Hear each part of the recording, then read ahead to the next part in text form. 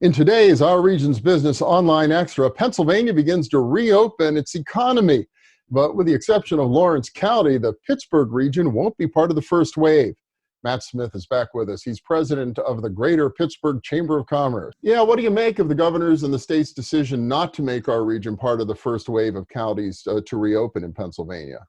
Well, we certainly appreciate the balancing act the governor has tried to achieve since the beginning of this, and certainly his actions, as well as actions of people like Rich Fitzgerald, have flattened the curve significantly in this region.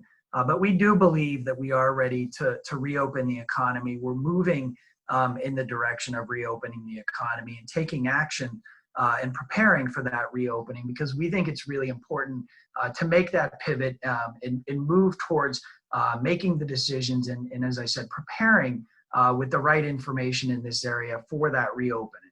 Yeah, well, and what gives you the confidence that our region really is ready to begin making this move? Yeah, I think when you look at the metrics, Bill, that the governor has laid out, one of which is having 50 or fewer confirmed cases per 100,000 people, 100,000 population in the prior 14 days.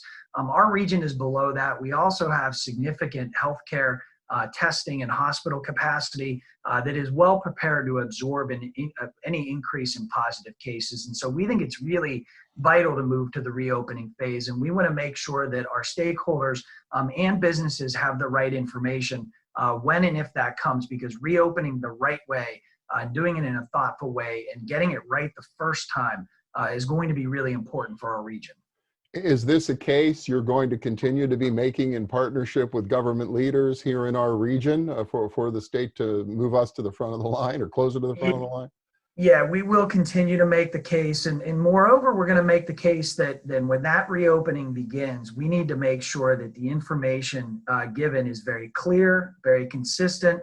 The guidelines that employers are going to have to follow is going to be very important to ensure that their work environment is safe for employees as well as their customers and clients. And so we want to make sure that we're able to provide that information and shape the information that's coming out, because we don't want to see a situation where there's confusion, because we think that will lead to uncertainty that could cause problems as we reopen the economy.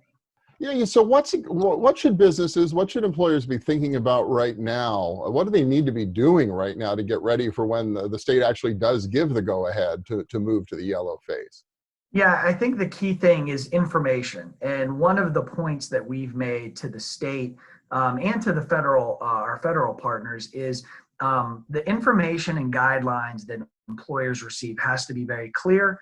It has to be laid out in a practical way, and it has to be consistent.